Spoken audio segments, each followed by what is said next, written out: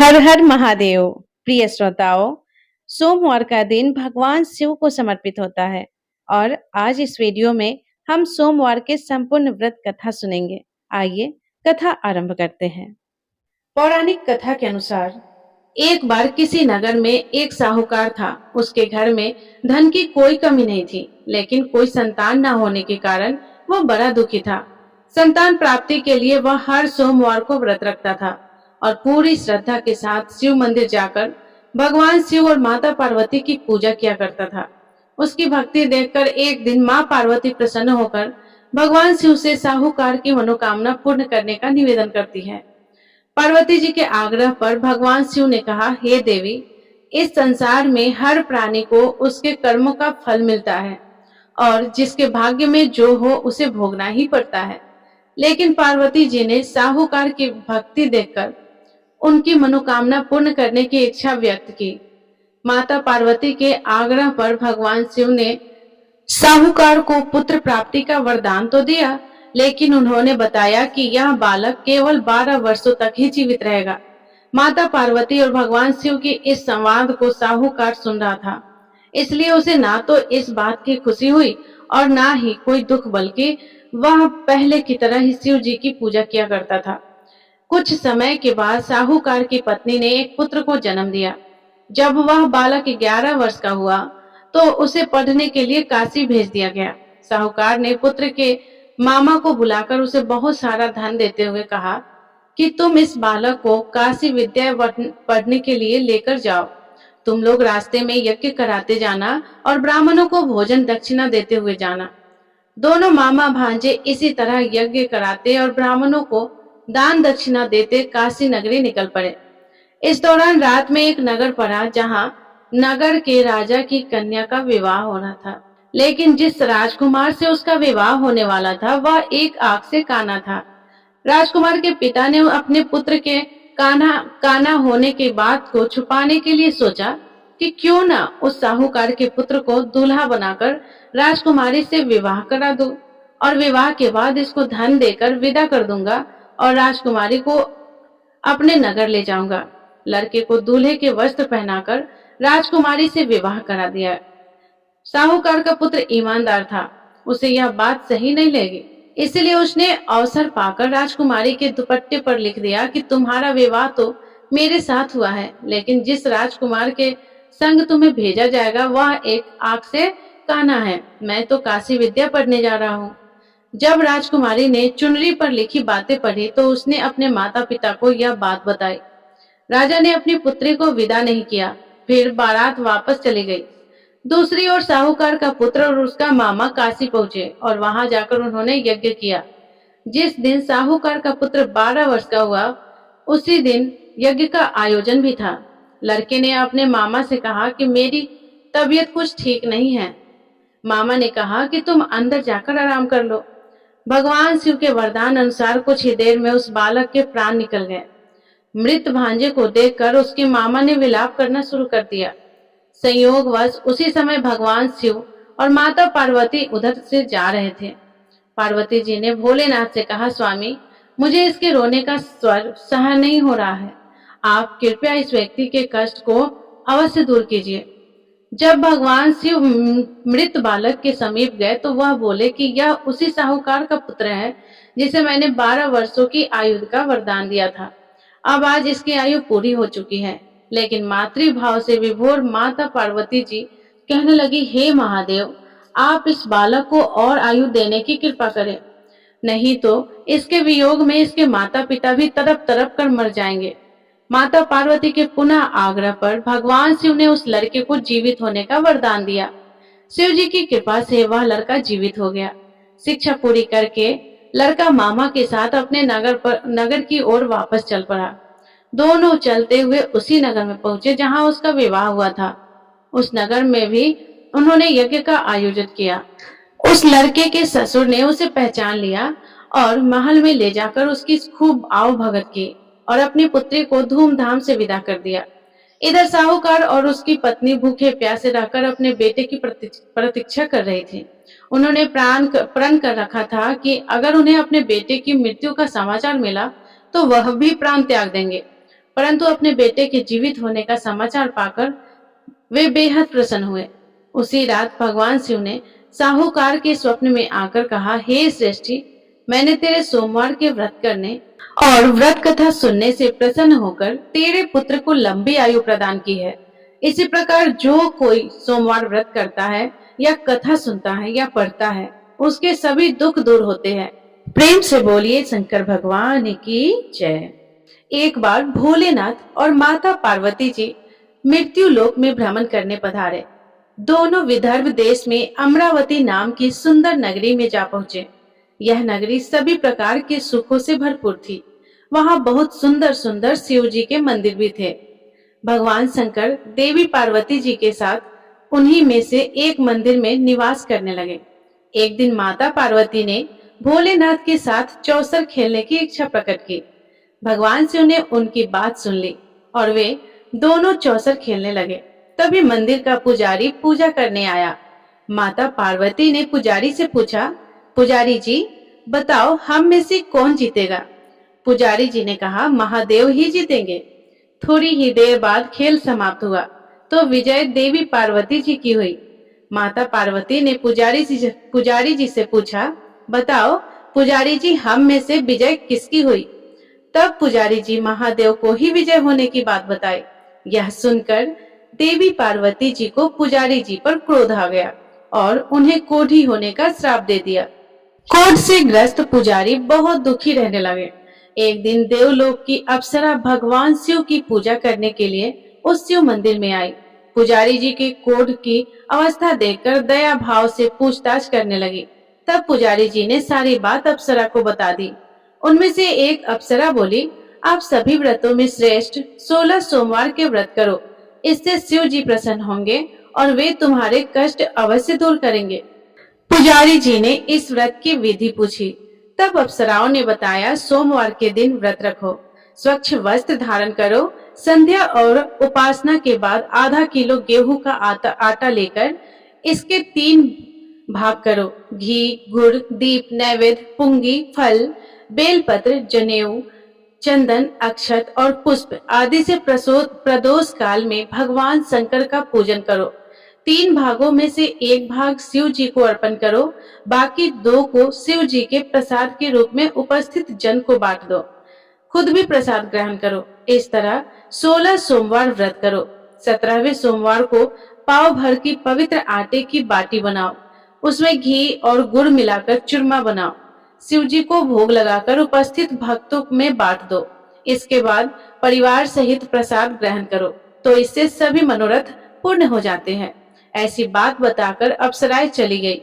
पुजारी जी ने अप्सराओं की बताई विधि अनुसार 16 सोमवार के व्रत किए, जिसके पुण्य प्रताप से भगवान शिव की कृपा और माता पार्वती की दया से पुजारी जी क्रोध मुक्त हो गए और आनंद से रहने लगे। कुछ समय बाद भगवान शिव और देवी पार्वती जी वापस उसी मंदिर में आए। देवी पार्वती ने पुजारी जी को निरोगी देखकर कारण पूछा, तो पुजारी जी ने 16 सोमवार व्रत की महिमा बताई। पार्वती जी खुद भी 16 सोमवार व्रत रखने के लिए तैयार हो गई और इस व्रत को करने से उनके रूठे हुए पुत्र कार्तिकेय जी देवी पार्वती जी के आज्ञाकारी हो गए। कार्तिकेय जी ने जब माता से पूछा कि माता, आपने ऐसा क्या किया है जिससे मेरा हृदय परिवर्तन हो गया है, तब देवी पार्वती ने 16 सोमवार की कथा उन्हें सुना दी। कार्तिकेय जी ने अपने विशेष मित्र से जो कहीं खो गया था उससे मिलने की कामना में 16 सोमवार के व्रत किए, तो उनका खोया हुआ मित्र उन्हें जल्दी मिल गया। मित्र ने एक आकस्मिक मिलन के कारण पूछा, तो कार्तिकेय जी ने उसे 16 सोमवार का व्रत करना बताया। मित्र ने व्रत की विधि विधान पूछा और स्वयं के विवाह की मनोकामना से 16 सोमवार के व्रत धारण किए। इसके बाद कार्तिकेय जी का मित्र एक स्वयंवर सभा में गया, तो वहां की राजकुमारी ने आकर्षित होकर उसके गले में वरमाला डाल दी और उसे अपना पति स्वीकार कर लिया। तब राजा ने बहुत सारा धन और सामान देकर उसको भेजा। अब वे दोनों सुख से रहने लगे।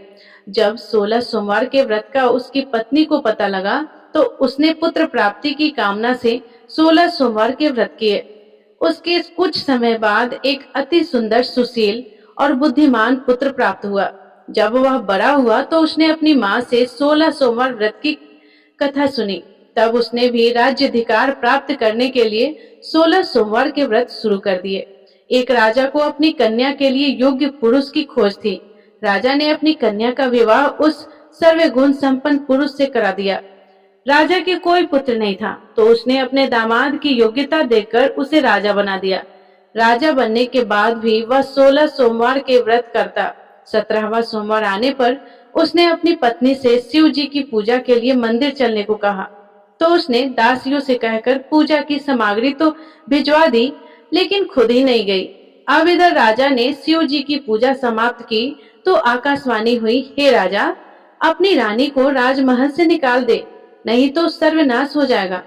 राजा दरबार में आकर सभासदों से विचार विमर्श किया और सर्वनाश के भय से रानी को राजमहल से निकाल दिया गया।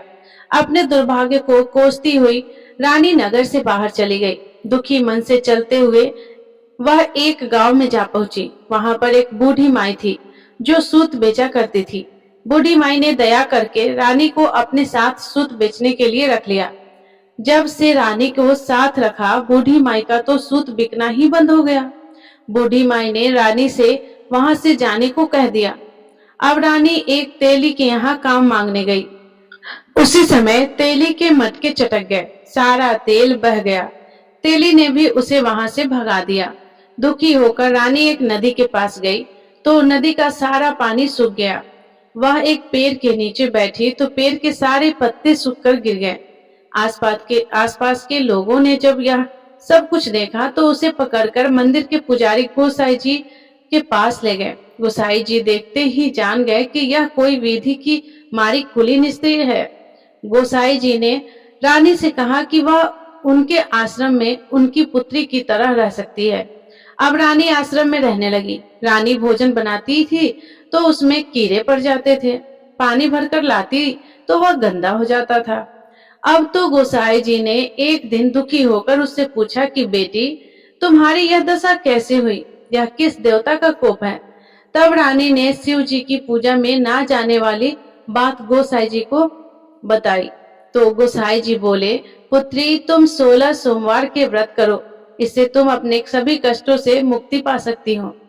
गोसाई जी की बात मानकर रानी ने 16 सोमवार के व्रत किए। 17वें सोमवार के दिन विधि विधान से शिव जी की पूजा भी की। पूजा के प्रभाव से राजा को इधर महल में रानी की याद सताने लगी और रानी को ढूंढने के लिए उसने चारों दिशाओं में अपने दूत भेजे। रानी की खोज में घूमते घूमते दूत गोसाई जी के आश्रम में भी पहुंच गए। राजा को खबर लगी तो राजा रानी को ले जाने आश्रम पहुंच गया। गोसाई जी से बोला, यह मेरी पत्नी है। शिव जी के क्रोध के कारण मैंने इसे महल से निकाल दिया था।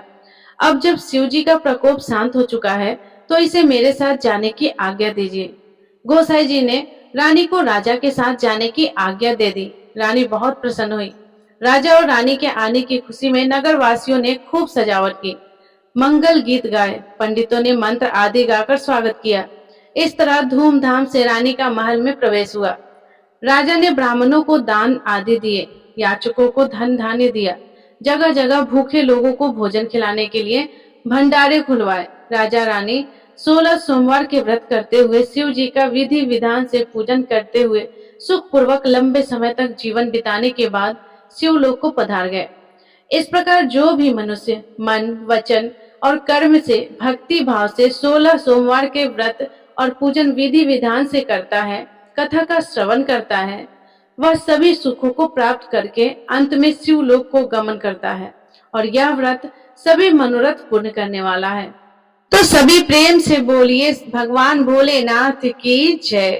प्रिय श्रोताओ, आप सुनिए सोमवार व्रत की आरती। ओम जय शिव ओंकारा, प्रभु जय शिव ओंकारा, ब्रह्मा विष्णु सदा शिव अर्धांगी धारा। ओम जय शिव ओंकारा, एकानन चतुरानन पंचानन राजे, हंसासन गरुड़ासन, हंसासन गरुड़ासन, वृषवाहन साजे। ओम जय शिव ओंकारा, दो भुज चार चतुर्भुज दस भुजे अति सोहे, स्वामी दस भुजे अति सोहे। त्रिगुण रूप निरखता, त्रिभुवन रूप निरखता, त्रिभुवन जन मोहे। ओम जय शिव ओंकारा, अक्षमाला वनमाला मुंडमाला धारी, स्वामी मुंडमाला धारी। चंदन मृग मद सोहे, वाले शशिधारी। ओम जय शिव ओंकारा। श्वेतांबर पीतांबर बाघांबर अंगे, स्वामी बाघांबर अंगे। सनकादिक गरुड़ादिक, सनकादिक गरुड़ादिक भूतादिक संगे। ओम जय शिव ओंकारा। कर में श्रेष्ठ कमंडल चक्र त्रिशूलधारी, स्वामी चक्र त्रिशूलधारी। जग जग करता जग हरता, जग पालनकारी। ओम जय शिव ओंकारा। ब्रह्मा विष्णु सदा शिव जानत अविवेका, स्वामी जानत अविवेका। प्रणवांछर के मध्य, प्रणवांछर के मध्य, ये तीनों एका। ओम जय शिव ओंकारा। त्रिगुण शिव जी की आरती जो कोई नर गावे, स्वामी जो कोई नर गावे। कहत शिवानंद स्वामी मन वांछित फल पावे। ओम जय शिव ओंकारा। ओम जय शिव ओंकारा, प्रभु जय शिव ओंकारा। ब्रह्मा विष्णु सदा शिव, ब्रह्मा विष्णु सदा शिव हरधांगे धारा। ओम जय शिव ओंकारा। सभी प्रेम से बोलिए शंकर भगवान की जय, माता पार्वती की जय। तो प्रिय श्रोताओं, ये थी सोमवार व्रत की संपूर्ण कथा और आरती। यदि ये कथा आपको पसंद आई हो तो वीडियो को लाइक करके कमेंट बॉक्स में जय मां पार्वती, जय भोलेनाथ जरूर लिखिएगा। और यदि आप हमारे चैनल पे अभी तक नए हैं तो चैनल को सब्सक्राइब कर लीजिएगा। ऐसे ही आपको प्रतिदिन हर व्रत की कथा सुनने को मिल जाएगी। धन्यवाद। राधे राधे। जय श्री कृष्ण।